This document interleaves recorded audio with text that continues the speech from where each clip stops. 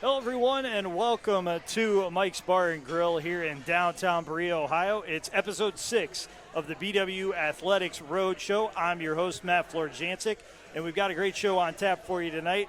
We'll first take a look back at the week that was for the Yellow Jackets, and then we'll bring on a couple of guests to talk about what they were able to accomplish this week. We'll start off with the newly minted Ohio Athletic Conference cross-country champion, Hope Murphy. Then we'll also bring on football coach Jim Hilvert and talk to wrestling coach Jamie Gibbs as the BW Grapplers get their season underway this weekend. Then we'll take a look at what's in store for the Yellow Jackets and events on the BW campus later this week. Taking a look back first at the week that was. It was a very good week for a young Yellow Jacket as freshman runner Hope Murphy won the Ohio Athletic Conference Championship. She bested the field of 95 runners in a time of 23 minutes and 1 second. In addition to Murphy's win, senior All-Ohio Athletic Conference performer Alyssa Lochner finished in 5th place with a time of 23 minutes and 44 seconds to earn All-OAC honors. It was a good day on the course for the Yellow Jackets as they had 2 other athletes finish in the top 50 as freshman Corey Wentz out of Mansfield finished in a time of 25:53, and Cassie Kolenchuk finished 43rd overall in under 26 minutes.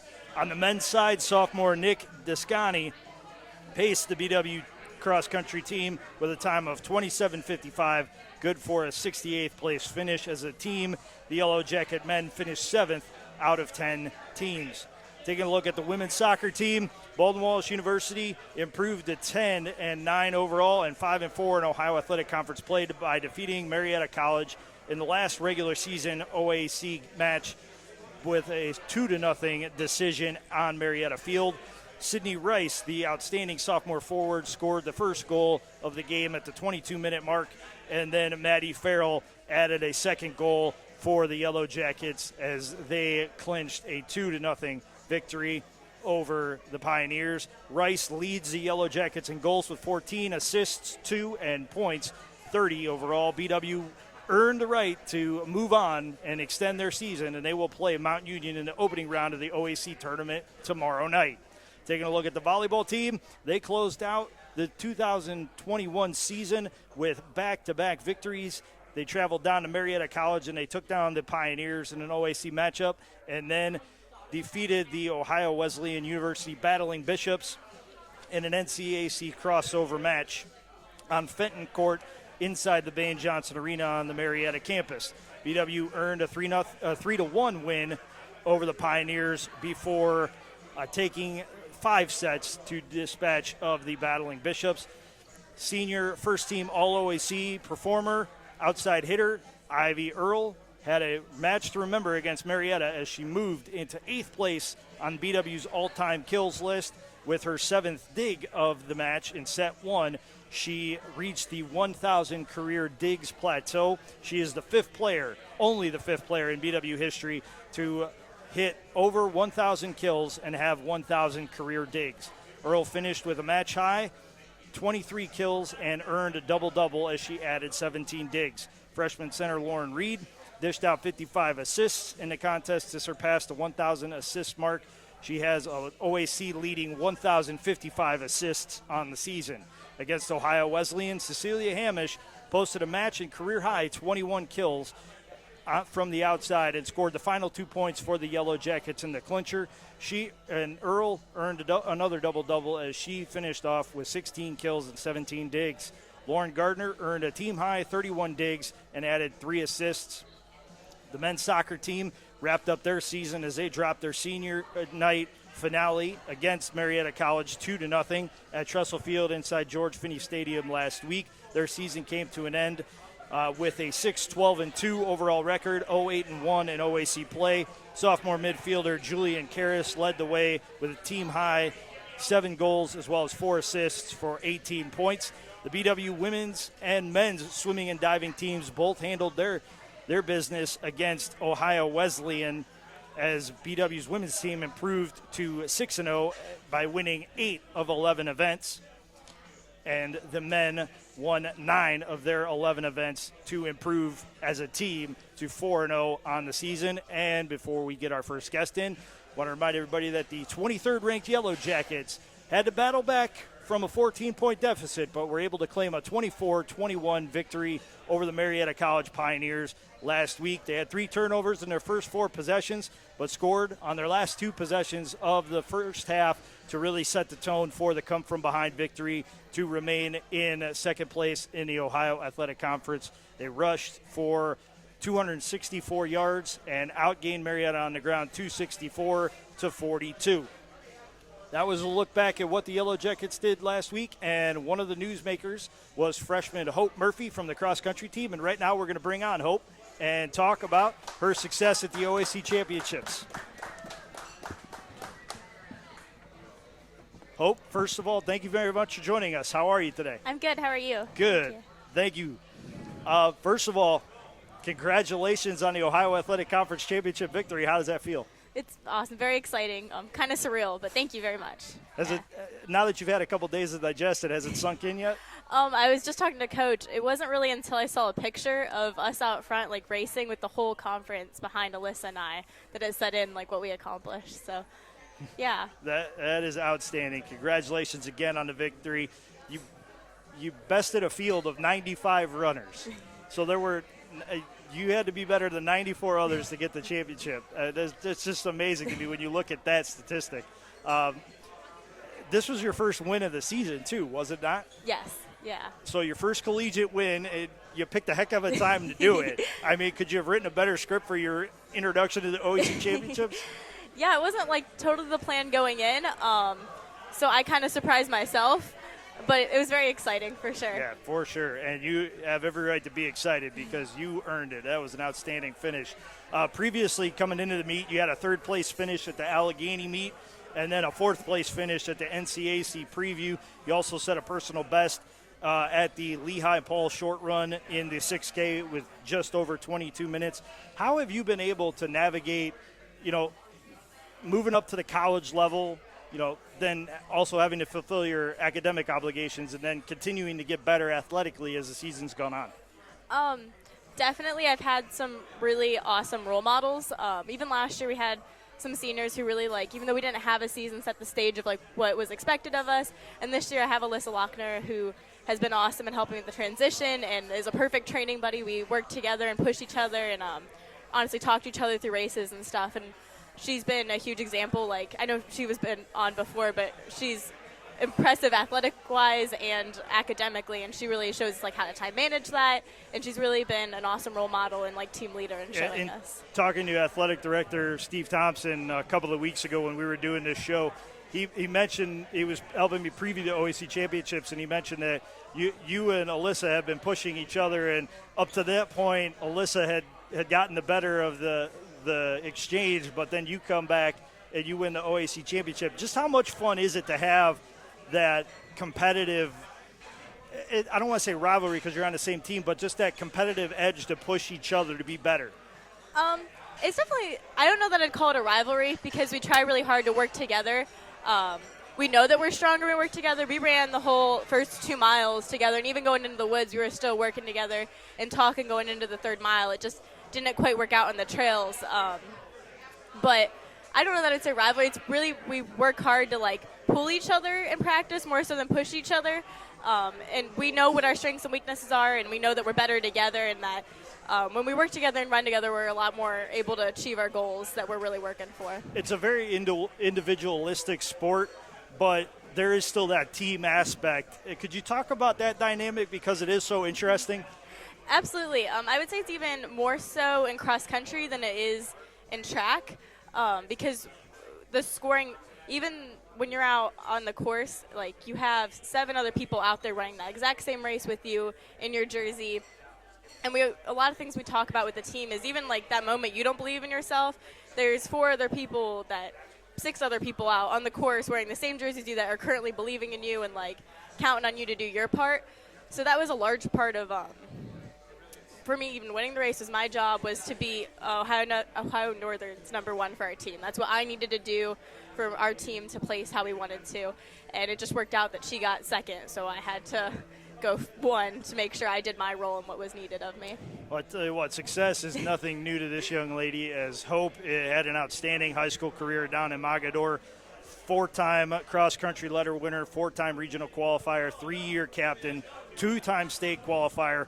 Oh, and also, by the way, she was a standout basketball player, and then she got it done in the classroom as well, president of the National Honor Society, salutatorian in her graduating class, and an honors graduate.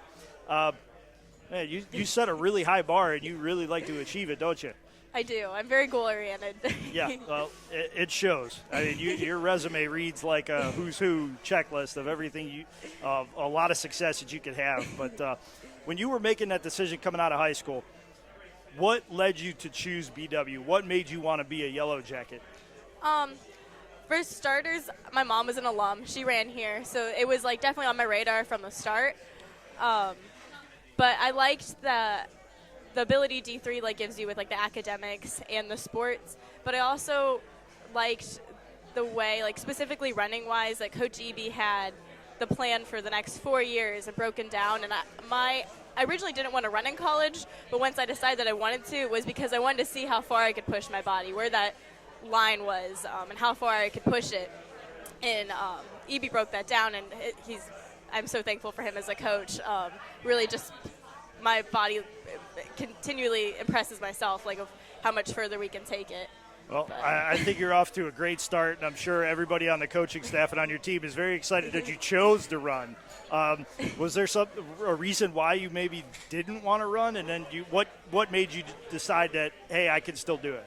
I don't know. It was just I don't know that I originally thought I was capable of it, and it kind of made me nervous. But just after talking to EB and different things, I realized what was out there and was willing to give it a try. And just I don't know. EB really recruited me very well. But yes.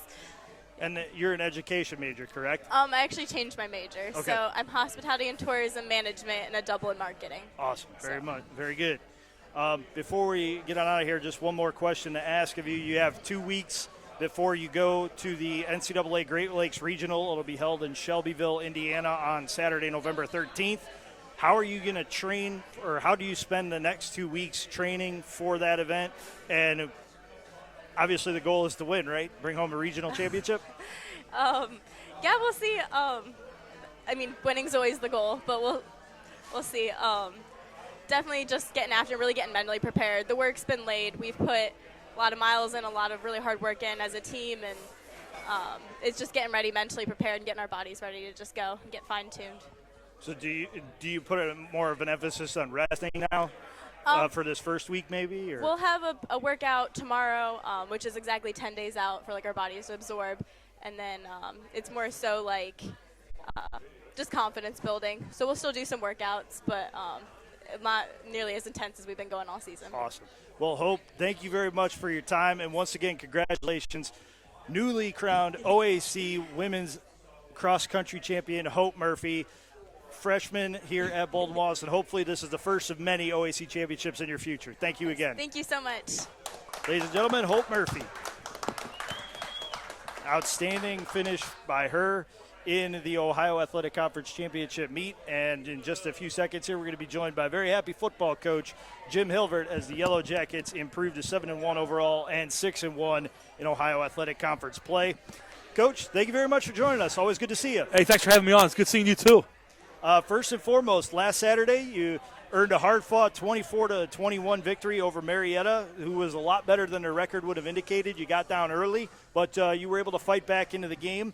What did your players show you in that comeback attempt that maybe you didn't know before, or that you were happy to see after 3 lopsided victories?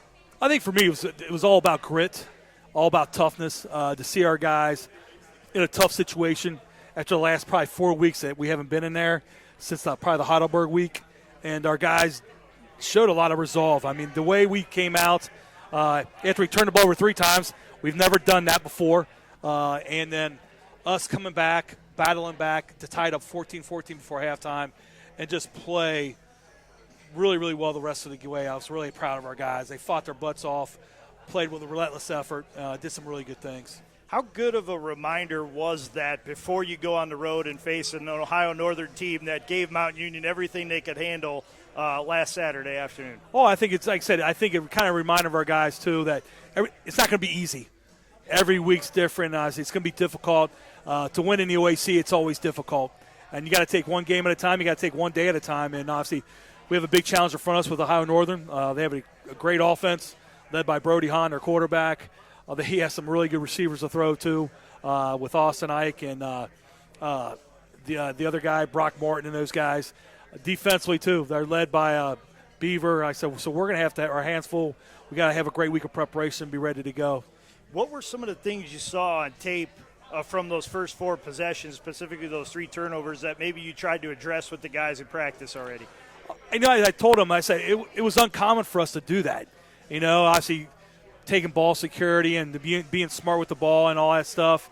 And I think guys realized one of the reasons we were winning games is turnover margin. We're one of the leaders in turnover margin in the country. And just reminding them of that, taking care of the ball. And I think we did that the rest of the game. Sure. We ran the ball really well. John Murray did an unbelievable job running the ball hard. And they have a great front 7. And I think our offensive line established the line of scrimmage, broke their will in the second half, and did some unbelievable things. Coach, one of the things you did to help jumpstart the team, you made a change at quarterback, and you went from Keegan Armitage to Reese Weimer. Reese really had a standout performance. He ended up being your leading rusher with 139 yards on 23 carries, and then he threw that gorgeous touchdown pass at the end of the first half to Darius Stokes. What did you see out of Reese, and how proud of you were you of him to go in there on short notice and really execute the offense? Well, it's funny because we gave Reese Weimer Offensive Player of the Week this week. And it all started, to be honest with you, the Muskegon game. He got in the fourth quarter, did a great job directing the offense. And I think he got more and more confidence as it's been going on. And, I think he's shown to everybody he can run the offense and do some really good things. I think he came in, had a lot of moxie about himself, showed that grit, and did a great job of directing our offense. And kudos to him coming in a tough situation. Yeah. And to be honest with you, Keegan Armitage, too, cheering him on, I think is another thing about a young person nowadays. Sometimes they pout. He didn't. Cheering his teammates on to victory and all that stuff, and he was happy as all get out that we won. And, kudos to those guys with, obviously, the competition, being able to relish in it. And Reese did a really good job Saturday directing our offense. Yeah, he definitely deserved a special mention today because he was outstanding running the offense. And you talk about grit. When you look at the roster and you look at the vital statistics, 5'10", 170 pounds. Not the biggest quarterback in the world, but he's absolutely fearless when he runs out there. And I think one of the things that I observed most about his running style, he's played in that frame for quite a while. So he knows how to play in that frame, and he seemed to avoid a lot of big hits from that big physical front 7. Reese is sneaky. Yeah, he does. He has a little sneaky, it's difficult to tackle him. He can put his foot in the ground and get a little bit. Plus, he's straight downfield. When he puts his foot in the ground and gets upfield, he's done a really good job of that. But he's sneaky fast, sneaky quick, which is great. I think gives defenses gives them a lot of fits. He made, I would say, 2 key throws to Cregan. I think they might have been on third down, wide open, ran out of the pocket. Very efficient with the football. He's 12 for 15 in his completions. And I think their offense did a really good job. On third downs especially, we were out of sight on third down conversions. Yeah, over 50% again on third down conversions. Just another outstanding performance. When you take a look at the overall as a team, though, 23 first downs, 18 on the ground. You held a 264-42 edge in rushing yards. You mentioned it a little bit, but I want to talk a little bit more about the offensive line. Just the performance that they had, and then also your defensive line to really control the line of scrimmage in that second half. How proud of you were you of the guys in the trenches, and what did you see when you broke down the film, just how outstanding they were? First of all, I hit offensive line. I thought offensive line-wise, and we were facing a really good front 7. I think people don't understand. Their record does not reflect how good of a football team they are. Right. Our offensive line led by Pat Simon, George Newcomb, Javon Assis, Austin Stafford. All those guys did an unbelievable job up front. And for us to establish the line of scrimmage, And I call it the combat zone because it's physical. We played a physical football game. We ran physical. I think, honestly, turned the tide for us offensively and what we were doing as a football team. And in defense, we held their running back to 44 yards or less. And he was averaging over 130-something yards a game. And honestly, led by a Roadshow, Seiko, Dylan Timmons, Jordan Smith, Pegues, all those guys did an unbelievable job up front. Devon Slocum to contain that quarter, to contain Bryce Agnew to only hold him to 44 yards. Obviously, we know he got loose on a couple of screens, but if you take away that, we did a pretty good job on a guy who I think is a really good football player. Yeah, that guy was from right up the road at Berea Mid-Park High School, and he came in with a lot of gaudy statistics, almost 1,000 yards already with 3 weeks to go, a bunch of touchdowns, and then his ability to affect the game and, as a receiver as well. And outside of the couple screens that you talked about, you were really able to bottle him up, and that it was all three levels that were having to hit him, but there was a lot of plays that were being made on him at the line of scrimmage and in the backfield. Oh, yeah, we definitely had the pursuit of the ball. One guy has a hard enough time tackling him, just like you do with John Murray. So we had to obviously rally around the ball, bottleneck him, make him go east and west, and I think our guys did a really good job up front. Before we move on, I want to talk about one of your defenders specifically and highlight this young man. It's no surprise what he's been able to do because he's been doing it for 4 years, but Seiko Umani has been on quite the roll. 3 straight games with multi-sack performances. How special of a player is he, and how much of a leader has he developed into during his time in the program? Well, Seiko Umani is a very, very special player. He has all the physical tools, long arms, quick off the ball, physical. I tell you what, I mean, the last 3 or 4 weeks now he's been on fire. And if he can continue to do that, play in and play out, wow. Wow, I mean, he's a guy that obviously is a difference maker, a playmaker for us on the defense side of the ball. Offensive guy, you better pay attention to him or double team the guy or triple team him because he's going to get there to the quarterback. And he frees up other people. Because of what he does, he frees up other people on one-on-one. And I think him developing about being that leader by what he does, film work on the field, practicing hard, all that stuff, really shows the young guys what path to take. Yeah, he does an outstanding job, and he made one of the most incredible athletic plays I think I've seen. He was getting blocked by 2 guys. The quarterback stepped up in the pocket. He reached out with one arm and was able to grab the quarterback by the jersey and usher him to the ground. I mean, you don't see those kind of plays at this level very often, but Seiko is out there making them and making them consistently. Right, he is. That was a really, really special play. Yeah. Came from behind us. He pulled the guy down. He's just a strong and powerful guy, a twitchy guy. Yeah, not overly big. He's only 230 pounds, but he knows, again, like Reese Weimer at quarterback, he knows how to use his frame, and he knows how to use it pretty darn effectively. All right, enough of looking in the past. Let's look forward to this Ohio Northern matchup. What do you say, Coach? You go on the road for your final game of the road game of the regular season when you take on the Polar Bears out in Ada. ONU has had kind of an up and down season. They're 4-4 coming into the game. They had lost 2 straight, and then they gave Mountain Union a heck of a scare before the Purple Raiders were able to pull it out last week. What have you seen from the Polar Bears when you break down this game film? Basically the same thing we talked about with Marietta. They're a team that's better than what their record shows. They've lost some tough games, obviously the one you just talked about, but they have some very talented players. Their quarterback's a transfer, Brody Hahn, very athletic, can get the ball out there. I think he's averaging over 330 yards per game passing. His 2 main targets are Chase Rose and Austin Ike. Both those guys are really good players.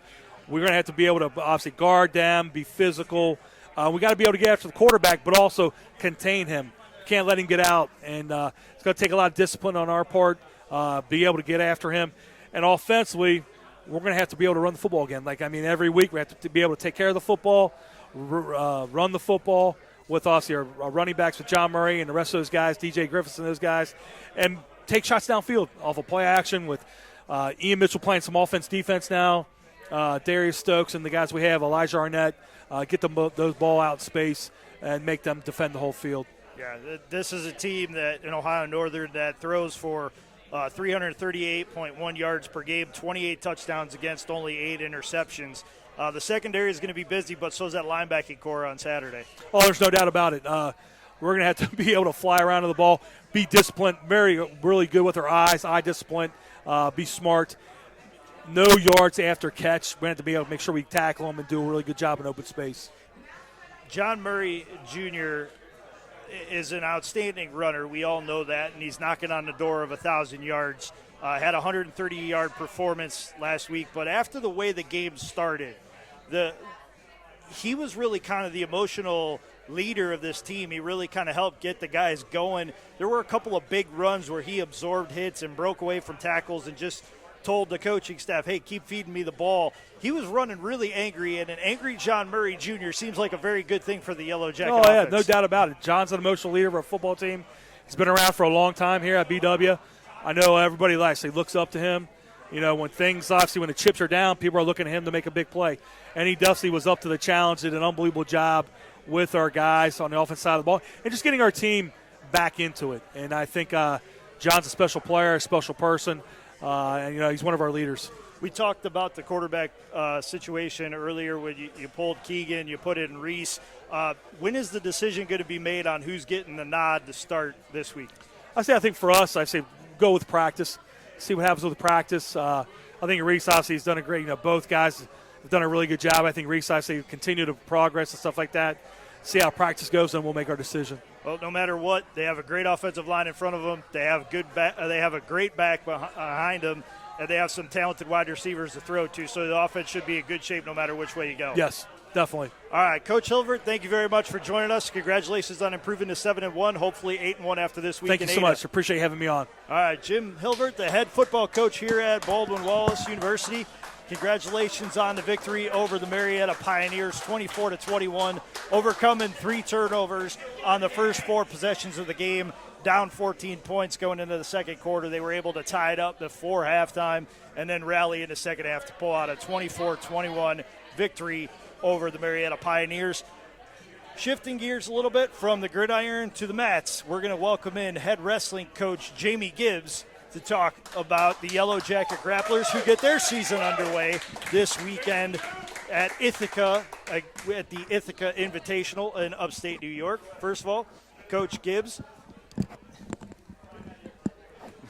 Coach Gibbs, welcome to the program. Thank you very much for joining us. Hey, thanks for having me, Matt. Appreciate it. Yeah. How's it feel to get the wrestling season underway? It seems like it's been a long time since you were on the mats. Oh, how about it?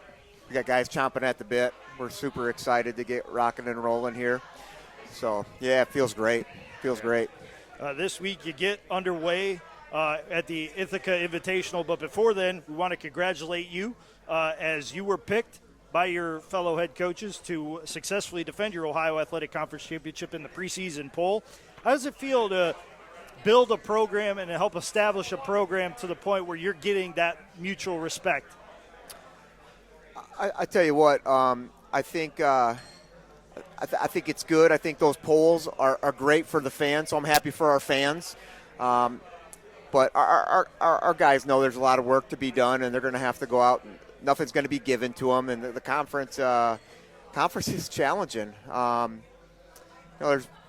Last year I think there were 3 top 10 teams in the conference, so we're going to have our work cut out for us, and got a target on our back. I think we've won 5 out of the last 6 championships, so they like to wrestle Baldwin-Wallace, Matt. They like to wrestle Baldwin-Wallace. So you're going to get everybody's best shot. Absolutely. And that has to help kind of temper the expectations of those preseason polls that we like to talk about, because you are going to get everybody's best, and your senior leaders have really set a good example to know that, hey, to get back to that championship level, there's a whole lot of work that's got to go into it to that point. Yep, absolutely. They know there's work to be done. They're excited for it. They're chomping at the bit. The season's been shortened the last 2 years, so they're grateful for the opportunity. And we got 48 hungry guys that are ready to rock and roll this weekend when we head to Ithaca. So yeah. So you start the season this weekend, but how long have you been in practice and training mode? Since October 10th. Since October 10th. And they're doing the preseason stuff on their own, since time school starts. But official practice started on October 10th. And what have you seen from the guys so far? They're hungry. They're getting their legs underneath them. We talk about the toughening process, so we're going through the toughening process right now. each day trying to put a focus on, making sure that we're getting a little bit better. They're paying attention to detail. They're being coachable. Hiccups along the way, but that's good. That's good. Those are teachable moments, and adversity is great, so we welcome it. We're grateful for it. So, right now, it's just fun because we have a lot, our thing is nobody has a starting position right now. So these first couple weekends, we're going to sort some things out. We got a lot of talented guys. We got some returners that are hungry. We've got some returning regional place winners, some returning national qualifiers. And we got some young, talented guys coming in, freshmen, a couple transfers that it's going to be fun to watch these first couple of weeks unroll before we dive into that one of our rivals with Mount Union we open with. And, we get into the national duels and got a dual meet with Michigan State later on down the line and a couple home tournaments. So we got an exciting schedule, Matt. Yeah, you sure do. It's front-end loaded, by the way, too. If you want to see some good wrestling, get out and watch these Yellow Jackets early and often in the season because their early portion of their schedule is lights out. You get underway this weekend as we're still in the midst of fall championship season, but the winter sports are starting to pick up. Yep. You get into action on Friday at the Ithaca Invitational up in upstate New York. You're there for 2 days for the 2-day tournament. What are you expecting to see out of your guys? We're expecting to see the guys come out and be aggressive. I think that's the biggest thing. We talk about get yourself completely exhausted trying to score points. If they do that, we're going to be in good. We're going to be in good shape. I think that, along with just watching some of these weight classes shake out a little bit, and I'm excited to see these young guys compete. I'm excited for some of our returning seniors, some of our fifth-year seniors. I'm super pumped to watch them compete and get back into action, and they deserve it. All these guys deserve it. They deserve to get back into a full season. So it's been a couple of years since you've been through a full season from start to finish. You had the 2019-2020 season cut short right before national tournament, and then last year was kind of a grind just to get through it. Mentally, though, how nice is it to be having that you have that muscle memory. It doesn't leave you as a coach. When it gets to October that it's time to start turning it up, and in November you get into it. How nice is it to be back in that rhythm? Super nice. Our coaches we got best coaching staff in the country. With Coach Zastro and company. Just seeing those young assistants in there during the mornings, spending time with guys after practice, just develop them daily. That's special. That's what we enjoy coming to work for is just, working with those athletes on a daily basis, helping them become complete athletes on and off the mat in all phases of their wrestling, all phases of their academics. And so that's what's really special, and we didn't have that last year. We missed that whole first semester, so to speak. And so just being able to work with them on a daily basis with all of our assistants is pretty awesome, pretty special. So we're super grateful to get back to that.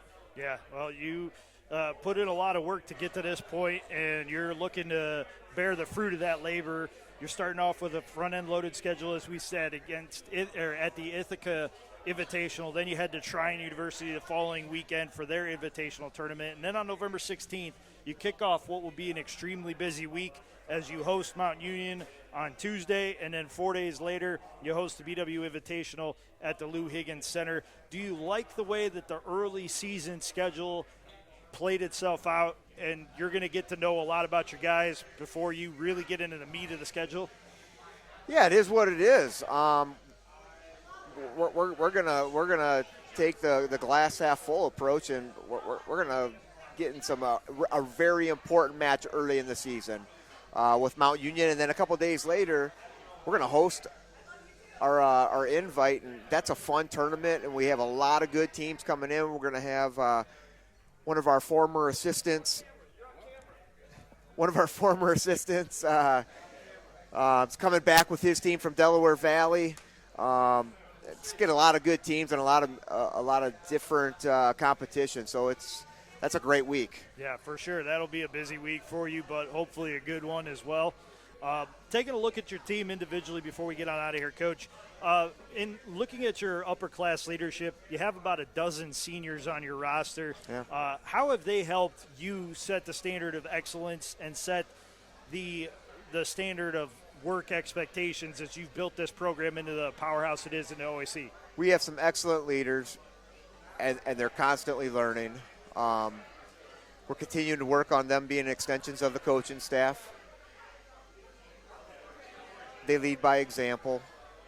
But we've got some talented upperclassmen, and they do a great job of, leading the way and showing these young guys how to work. They're great communicators, and they work well with the coaching staff and just coming in and finding out what the expectations are and living up to them and pushing it back out to all 48 guys, Yeah. which is no easy task. No, it's hard to get two people on the same page. You have sure. to help get 48 on the same page.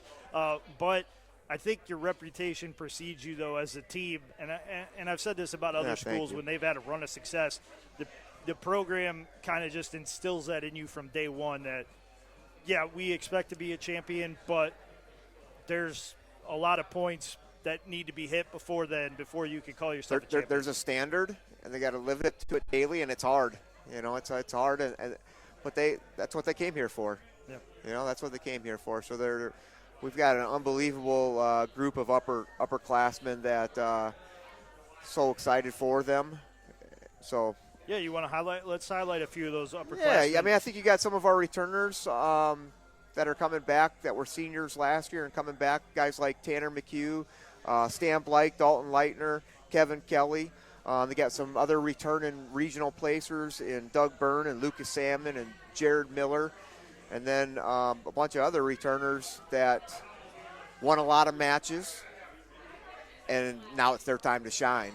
And I think that's kind of some of the – we're going to go into Ithaca this weekend, and we're going to have some young guys. We're going to have some old guys that are going to have some surprise performances in a great way. And that happens every year, and that's one of our favorite things to do as a coaching staff. Who's going to have a breakout performance? So we're talking about that the night before and the whole time. Who's going to have that breakout performance? And that's so fun to watch unfold each and every week in each and every match and competition. So we're super excited about that. Yeah. Taking a look at some of the younger wrestlers on the team that people may not know about yet. Who are some names to keep an eye on as the season develops? Oh, holy smokes! I don't want to leave guys out, but 25 is wide open, and we got some really talented guys at 125, and 130-30 we got some returning guys that have done really well last year as freshmen. Guys like Jaden Hinton and David Panda, and a couple other young guys are going to push them. And at 41, we got returners in Zach Anderson, Connor DeBow, and Robbie Palmieri that are going to be hanging out there and challenging one another. And 49, we got guys like Tanner McHugh, Petrella, Michael Petrella. His dad was a national champion here, our first ever national champion. And a handful of other really talented guys there. 57, you got guys like Stan Blake and some other young, hungry guys that are very talented.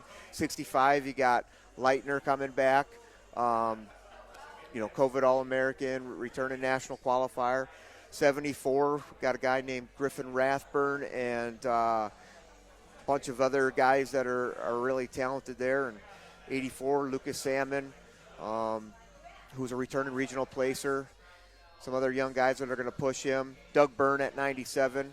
Fun guy to watch. And then heavyweight, we got Jared Miller, returning regional place winner. And then you got guys like Drew Levis, Matt Wirtz, who's gone up from 84 to 97 all the way up to heavyweight now, are some names to watch. And then, like I said, there's going to be guys that I didn't mention right now that are going to, you'll be surprised. You're going to see some of these names that haven't been the staples of BW wrestling here.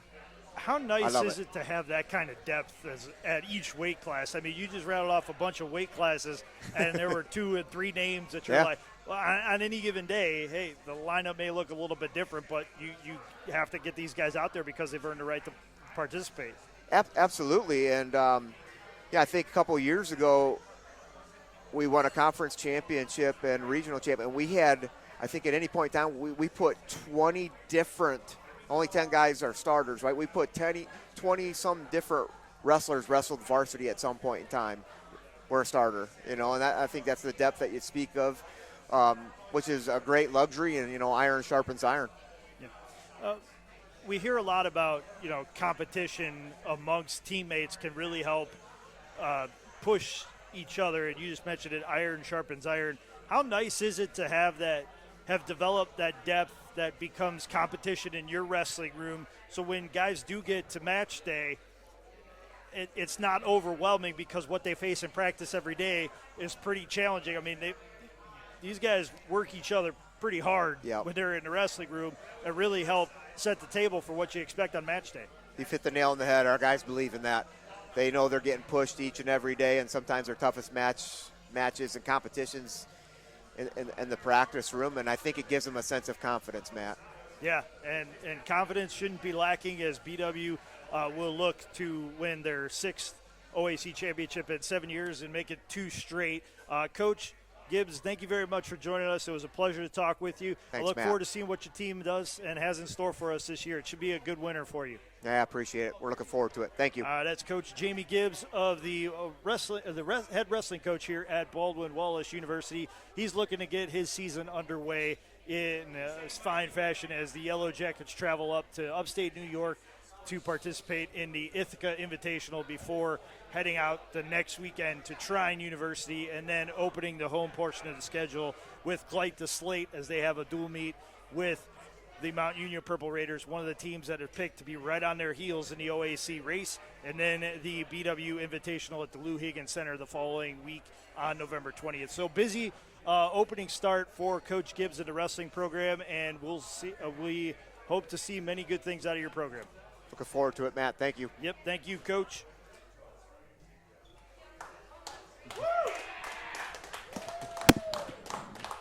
Coach Jamie Gibbs, again, of the Baldwin-Wallace wrestling team. And we're going to have Athletic Director Steve Thompson jump in here. Always a pleasure, sir. How are you? Matt, always a pleasure. Glad to be here, man. Yeah, it's good to have you, and it's good to be here again. I think Coach Gibbs just kicked out the thing. I can't hear a thing.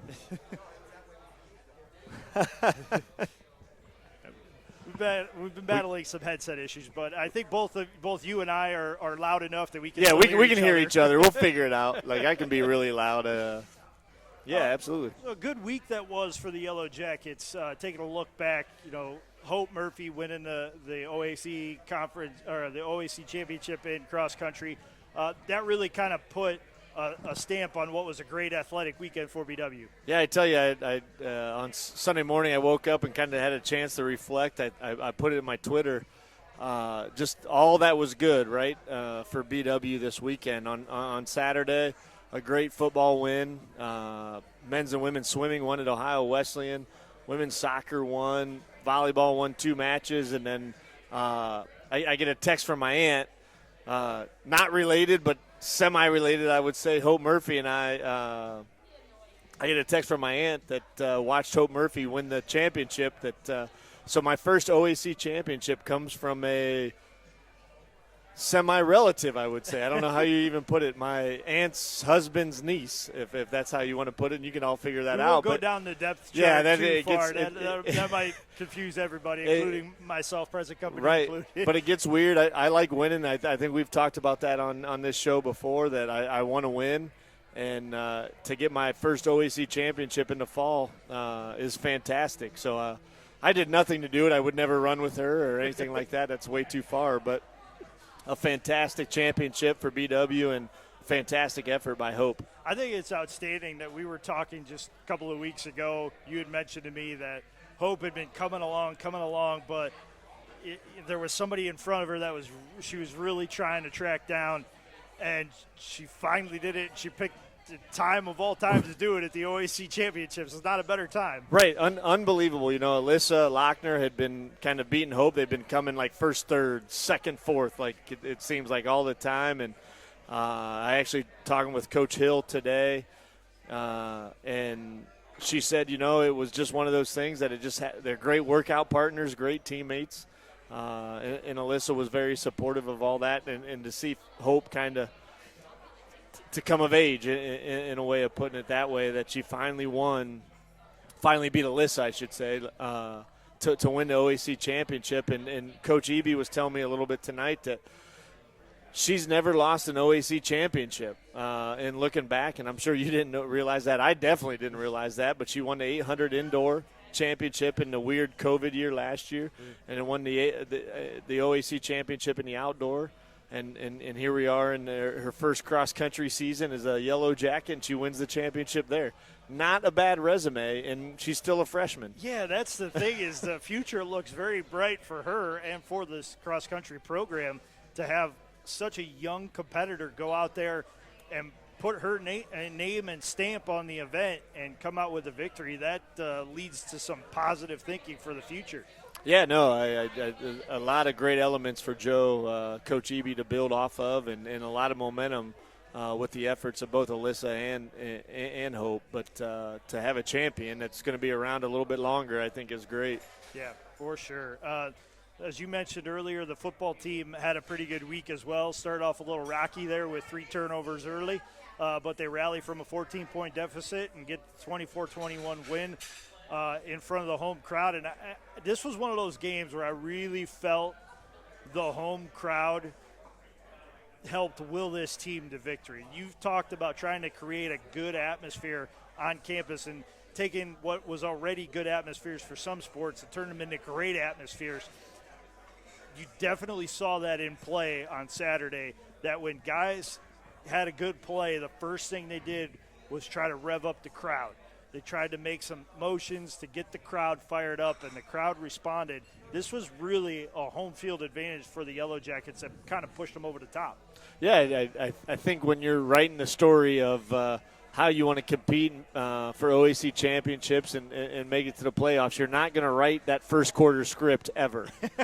No, not even for the dramatic comeback. Right, no. Nothing about that was something somebody would write. But what was exciting is we faced that, and I'm sure probably Coach Hilbert talked about it a little bit, we faced that adversity early in the first quarter with some really bad turnovers.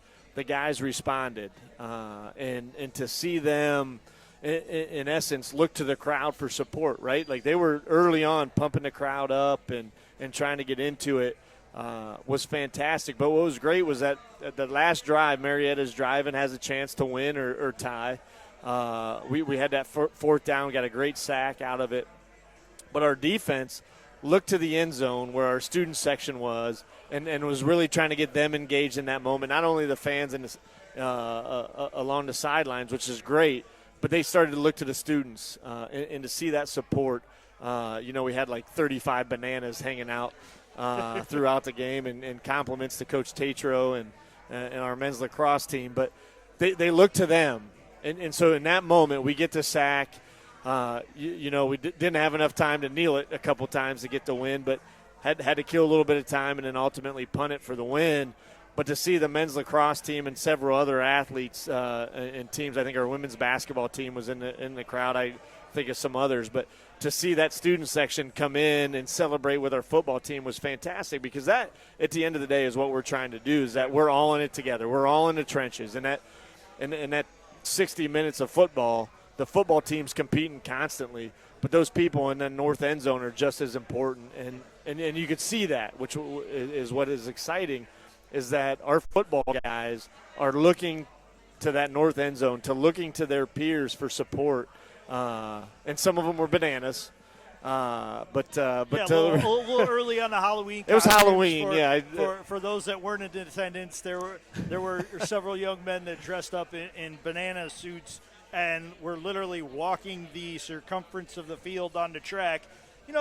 Just kind of hanging out and enjoying a Saturday afternoon, and then they settled in the north end zone and really kind of helped rev up the crowd. And we talk a lot about building a program, a successful program, and having the teams support each other. We're seeing that early on this year, and I think people realize that at this point, hey, anything can happen, and you can have sports taken away or have it go in a bubble situation, bubble environment where you don't have any fan support, and they're really taking up that mantle to go out and support their fellow athletes and their fellow students in their pursuits of championship athletics. Yeah, they're cherishing that experience, right? You only get so many years in college. I love my time. I'm sure you loved your time here as a Yellow Jacket, and they didn't have that opportunity a year ago. So now they get to come out. We've had great crowds at football, soccer, volleyball. I'm really looking forward. Coach Gibbs and I have started talking about that November 16th wrestling match with Mount Union, trying to do some fun things to get the crowd, to really get our students out to that, and basketball starts right after that. But really building off of the momentum we have from the fall and giving them the opportunity to support each other. College is supposed to be the best 4 years of your life. Some, like myself, might take a little bit longer, but I got a second degree to tell that story. That master's degree, hopefully, right? But no, we want those kids to come out and have fun and create an environment and really, quite honestly, to push the limits a little bit, to really engage with their peers. And that's where it was great to see that crowd run onto the field after the win. At a couple of volleyball games, the volleyball team came over and the student section came out to meet with them and celebrate. That's the best part of that college experience is really we're all in the trenches. Everybody's working hard and they want to win. And when you can celebrate in that moment and kind of acknowledge what each of you have done to be successful, whether that's a wrestler or a volleyball student athlete or a women's soccer or Hope Murphy, to celebrate that effort. Everybody wants to win. I want to win. I'm sure you want to see the Yellow Jackets win. Absolutely. So in those moments when you can really celebrate that and be together as a Yellow Jacket family is fantastic. Yeah, it's nice to have some bragging rights among family members who went to different schools when BW pulls out a victory. It's very nice. It's There's funny. a college down I-71 way that my wife went to, and every time that we play each other in any athletic competition, there's a little side wager involved there. It's funny that you say that because right now there's a big dichotomy in the Thompson family household right now. My dad and my brother both alums of the school out west in Ada, Ohio that makes football. They don't do anything good but make football. But there's not really much in the town of Ada, right, Ohio. Right. So there's a Dairy Queen, there's the Wilson Football Factory, and there's Ohio Northern University. Exactly. I mean, it's a nice drive out there. If it's a peaceful drive and it's a beautiful campus out there. But there's not much to do. It's a big rivalry weekend now for the Thompson household. I was fortunate enough to beat Ohio Northern as a student athlete one time, 1-0. So hopefully this Saturday continues that momentum because I need to talk a lot of trash to my dad and my brother. And actually my cousin, there's a lot of people, I can tell you. But I love rivalries, like you said, down to 77 or 71 there. Yep, 71 in Wayne County. I won't mention the school, but I gave you enough details. You should be able to figure it out by now. Exactly. Taking a look, we took a look at what was just happened. Let's look forward now to what's on the horizon. First and foremost, the women's and men's swimming and diving teams host Penn State Barron at the BW Natatorium on Saturday at 1 p.m. Both teams off to undefeated starts, men 4-0, women 6-0. Yeah, no, I stopped into a couple of the swim meets there. I want to say 2 weeks ago, but the weeks are getting all mixed up. We had Hiram and Ursuline there for a dual meet or a tri meet for the women and a dual meet for the men, and watch our men and women compete and really dominate. That was fantastic. And then I was with Coach Snell on Saturday, and Laura gave him a text like, hey, this is what it's all about, and showed the scores. And it was fantastic to see them go down to Ohio Wesleyan and both the men's team and women's team get great wins, and the men's team do it in pretty dominating fashion, which probably has not been done in a couple of years. The job she's done to recruit her team and some great young men and women is awesome. the pool, it's going to be a little warm. Maybe put some shorts on, but it's worth coming and watching because they're tremendous and they're competing right now, and it's fun to watch. With the cold weather starting to roll in this week, I don't think people are going to complain too much when they step inside the natatorium. Right, put on a Tommy Bahama Hawaiian shirt and have a day. I think you just created a promotional experience. Right, I should talk to – maybe I'll talk to President Hilbert, see if we can have Tommy Bahama giveaway T-shirt day at a swim meet. Might get a little expensive on that budget. That might break the budget a little bit, but it's okay. Hey, if it gets people out to support the student athletes, it's a good thing. I bet you when you rolled in tonight, you weren't thinking about talking about Tommy Bahama, though. Not with the weather that we have here, no. But I am now. Taking a look at what else is on the schedule this week.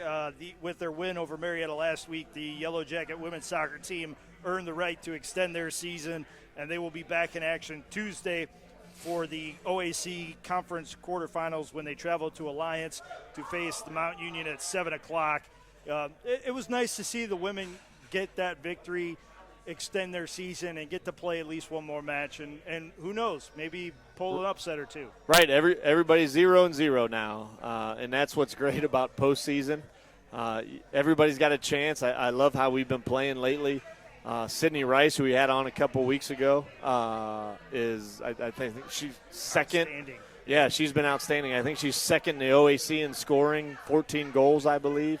And anytime you put a goal scorer like that, you put a team on the field like that, you never know what's going to happen. So on Tuesday night, it'll be a battle over there in that purple team over there. Yep, yeah, it will be, but the Yellow Jackets are well equipped for that, and we look forward to seeing what the young ladies can accomplish when they travel down to Alliance for the OAC tournament.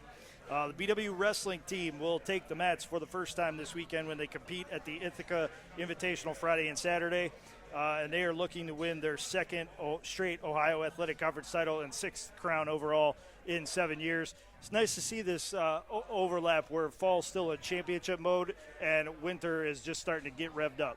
Yeah, no, it's interesting. A lot of people would be like, "Oh, you're so busy, and this is a bad time of year, right?" Because there's so much overlap, and this is the best time, right? I agree, and you're seeing our student athletes of the fall compete at a high level, at a championship level, and then you see those winter sports teams getting going and trying to get some momentum, and really for wrestling, which is what's going to be exciting, is that they go to Ithaca, a couple matches, and a really important dual match with Mount Union on November 16th. So building a little bit of momentum for when that purple team comes to town, and that'll set the tone for the OAC. A lot of high expectations.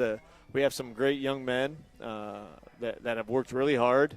They're also great movers. They helped me move into my house when I came up here in June, so hey, I got to give them a shout-out as well. Hey, if you can't get the offensive line from the football team, wrestling is a pretty darn close second. Exactly. Those young men, they may look lean, but they are some of the strongest and fittest human beings you will ever find in athletics. Right. They made it happen really quick. I was really impressed, so I appreciate that. But back to their work on the mat, right? Yeah. The stuff that they actually come to school for. Right, that they're coming to school to compete at a high level. Like, I'm really excited to see what they can do. Now, I have not been in an institution that's had wrestling in 8 years, so really excited to get back around the mat. Clearly, I look like I was a former wrestler, but really love the commitment they have, the work they put in for each other. You know, you go into our wrestling room right now, there's Coach Gibbs is going to get upset with me because I won't get the exact number, but 45 wrestlers or so in that room competing to be the top 10. You know, they want to be their best in their class. One of the 10 wrestlers that get to show up on meet day, and you love that environment. It's that sweat equity that people talk about is in that room right now. Just that you want that tough competition in the room. It makes match day easy. Yep. Easier. It's not easy, right? You're correct. It makes it a little easier when you face that competition day in and day out. Yep. Also want to mention the football team goes on the road for the final time during the regular season as they take on the Ohio Northern Polar Bears out in Ada. It's been an up-and-down season for the Polar Bears, but they gave Mount Union everything they could handle last week. Mount Union pulled out a 42-35 victory, but it was not an easy one. Kickoff set for that game between BW and Ohio Northern at 1:30 p.m. And also there's some football action, even though the Yellow Jackets are out of town this week. There's some football action that's going to take place over at Trestle Field in Finney Stadium this weekend as we get to host a playoff game for the second consecutive week. The Villa Angela St. Joseph Vikings will take on the Glenville Tar Brothers in a Division IV playoff game, regional quarterfinals, I believe. Kickoff for that game is 7 o'clock on Friday night. Yeah, no, it's been great. St. Joseph's, their second week in a row coming to Trestle Field at Finney Stadium, which has been great. Great partners. It's a little bit of a trek for them, but really happy to have them and have an opportunity for two great high school teams to compete on our field, kind of see what it's all about. I think a lot, right, for a lot of our high school athletes in the area or really in Ohio, they might know a little bit about BW, but it changes their mindset when they step on campus and they see what Trestle Field is, what Finney Stadium is, the video boards playing. It gives them, I'd like to think it gives them the hope of what can be and really gives them a chance to think about being a Yellow Jacket. And anytime we get people on our campus shows really well. Yes, it does. And that's the great thing about Baldwin Wallace. Once you get here, you kind of feel that energy and you feel that electricity. And so anytime we can host a high school event like that, we want to. Yep. Well, Athletic Director Thompson, Matt, thank I you very much appreciate for the it. time. I appreciate it. Love Always spending a pleasure. time with you. Always a pleasure, and look forward to seeing you soon. Sounds good. Look forward to it as well. Go Jackets. Absolutely, go Jackets. Couldn't have said it any better myself. Before we get on out of here, want to send out some thank yous first to our guests. New Ohio Athletic Conference cross-country individual champion Hope Murphy, football coach Jim Hilvert, wrestling coach Jamie Gibbs, and athletic director Steve Thompson. Also, thank you to the sports information and athletic departments here at Baldwin Wallace for all the work that they put in to really help our athletes shine on a day-to-day basis. Thank you also to our gracious hosts here at Mike's Bar and Grill for all their hospitality. As always, we appreciate their support. And finally, to all the Yellow Jacket fans here at Mike's Bar and Grill and those watching around the world on our webcast, we appreciate it. Until next time, I'm Matt Florjancic saying have a good night and go Jackets.